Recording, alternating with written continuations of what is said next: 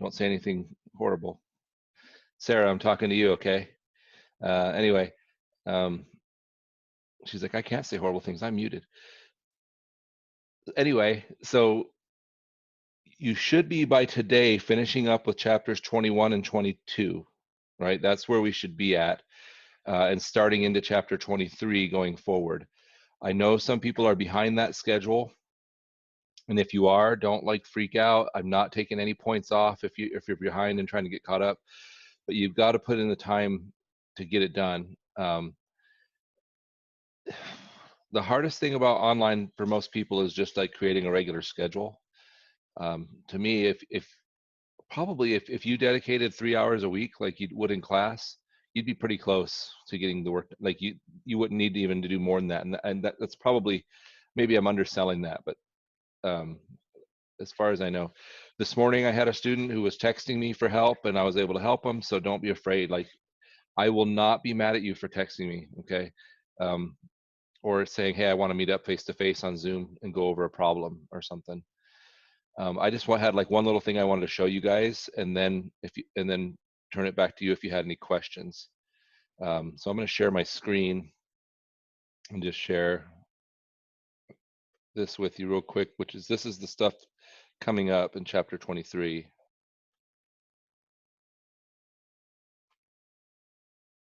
All right, so this is just like a couple slides out of a PowerPoint. I've cut it down to like just 5 slides. Is that big enough for you guys to see it? Okay. So this chapter is about what's called flexible budgets. And so they introduced the idea of what they call a static budget.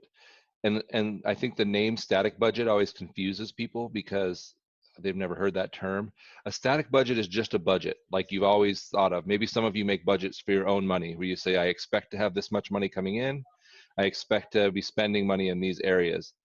And so if you take a look, what I have in front of you is what's called, or up on sharing on the screen, is what's called a static budget performance report.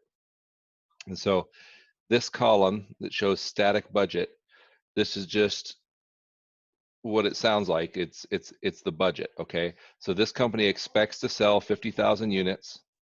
They expect to make a revenue of 375,000.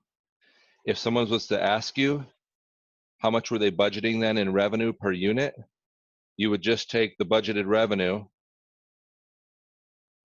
in this case 375,000, and divide it by the budget in units, 50,000. And so this company is expecting to sell their units for $7.50 a piece, okay? And that's going to come into play in a minute. Anyway, so the static budget is the budget they made ahead of time, what they expect to happen, and then this is their actual results. And this third column is what's called a variance column. And what's a little different about this than anything we've done before is when we do variance, rather than showing it as negative or positive, variance always shows the difference between the budget and the actual in positive or absolute values, but then it labels it as either a favorable variance or an unfavorable variance. In order to understand favorable and unfavorable, you have to understand a couple things. Number one, that if you create more revenue than what you budgeted for, you'd consider that a favorable thing, like a positive thing. More revenue. But if you have more expenses than what you budgeted for, that would be considered an unfavorable thing. And so it involves some thinking, like you can't just say, oh, it's greater than or it's less than, so it's favorable or unfavorable. They want you to recognize more revenue than the budget is favorable and less revenue than the budget is unfavorable. And then it's the reverse with expenses. More expenses than budgeted is unfavorable, and less expenses than budgeted is favorable. So that's the first thing to really know. All right. So in order to, so then we transfer from the static budget, or a budget as we usually know them, into what's called a flexible budget. And a flexible budget, what it is it allows us to, it's based on, we can change the budget based on the variable items. And the variable items are the sales, and then the variable costs, right? Those will change as we sell more or less stuff. And the idea with a flexible budget is we can adjust the per unit items like revenue per unit and variable cost per unit to a higher sales level. So if we sell more stuff than what we plan to in our static budget, we can make those adjustments to a flexible budget so that we're applying the same variable costs and variable revenues, but to the actual sales volume. Okay, so here's what I mean by that. So here's a flexible budget where they look at 3 different sales levels. If we sell 48,000 units, if we sell 50,000 units, if we sell 52,000 units. These variable amounts like sales revenue, right? Our sales revenue goes up as we sell more things. They're going to increase as we budget for more sales. And our variable costs will also change as we have more sales. But our fixed costs will remain the same. So a flexible budget is just a way of sort of recasting our static budget for different sales levels. And so in order to do that, you have to have your variable revenues and expenses provided as a per unit revenue or expense. And then you can just multiply it by the number of units you sell. That makes sense? Don't be afraid to jump in and ask a question. All right. So then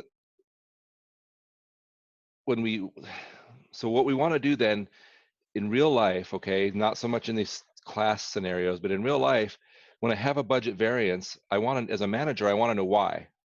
Why did I have more revenue, or why did I have more expenses than what I planned to?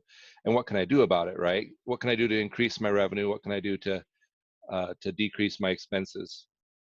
So that leads us to what's called a flexible budget performance report, which is what this chapter is going to have you dealing with. And what a flexible budget performance report has is it has these 5 columns. The first are the actual results of the business, okay? And then this third column is the flexible budget, and the 5th column is the static budget. And then in between them is the variance from budget to budget, okay? So in essence, what we're going to do is we have our actual results at the end of the period. We know how many units we actually sold. We know how much our sales revenue was, our variable costs, and our fixed costs. We have our static budget. That's the budget we made before the actual period happened, right? We just had an estimate. And then our flexible budget in the middle takes these numbers from the static budget, but it increases them up to the actual sales results.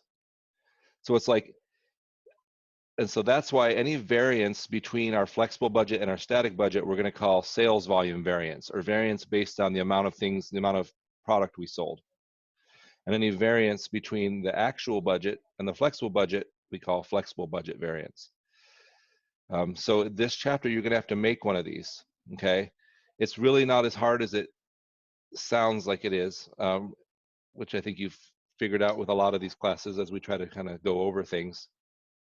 They sound scary, and then you get into them, and it's like once you get used to it, it's not bad.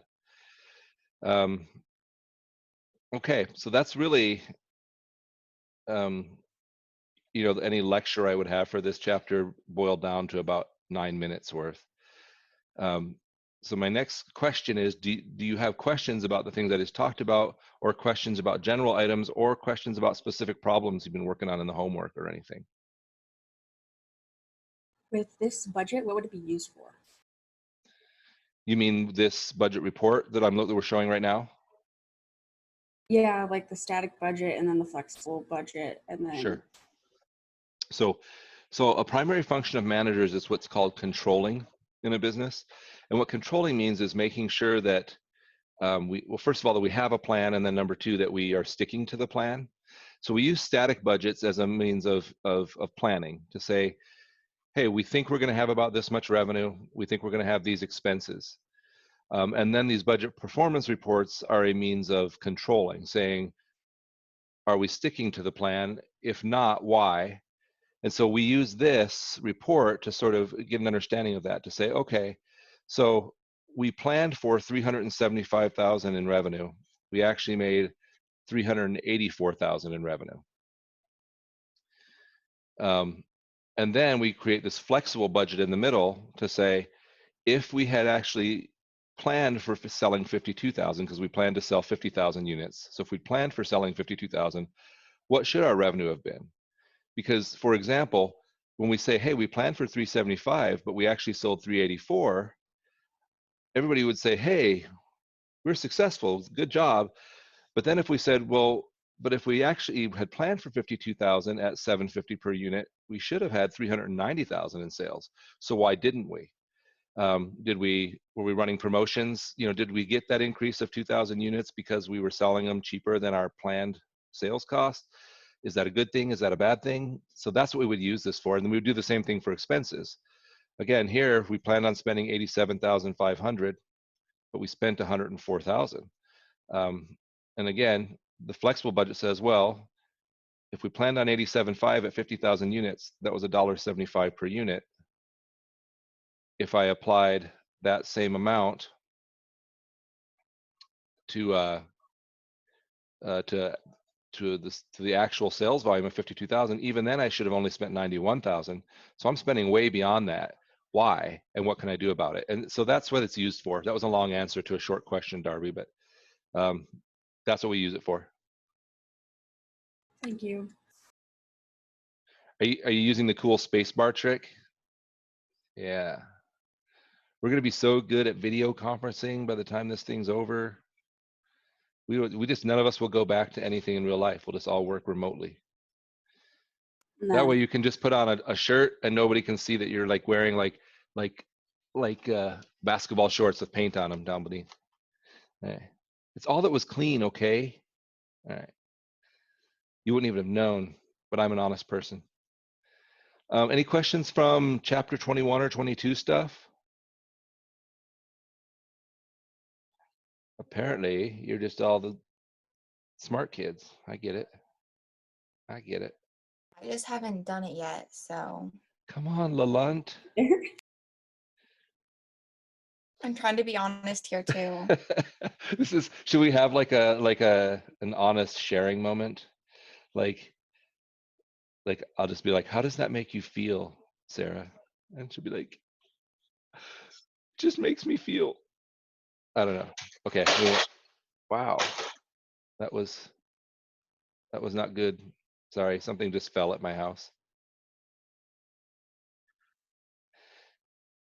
So no other questions? Okay, well then good.